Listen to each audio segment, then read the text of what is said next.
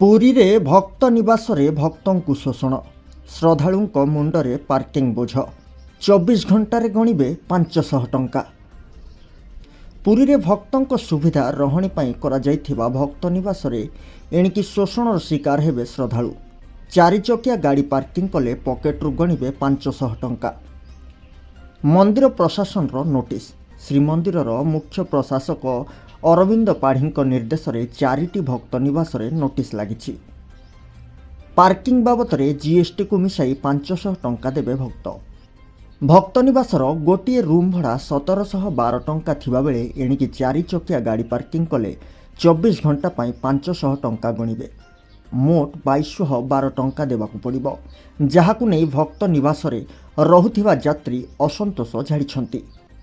ହୋଟେଲରେ କୌଣସି parking fee ପଡ଼ୁନଥିବା ବେଳେ ଏଇଠି କାହିଁକି ବୋଲି ପ୍ରଶ୍ନ କରିଛନ୍ତି। ନିଷ୍ପତ୍ତି ପ୍ରତ୍ୟାହାର ସହ ଶ୍ରୀମନ୍ଦିରର ପ୍ରଶାସନ ପୁନର୍ବିଚାର କରିବାକୁ ଦାବି କରିଛନ୍ତି। ବ୍ୟୁରୋ ରିପୋର୍ଟ, ଆମ ଟିଭି।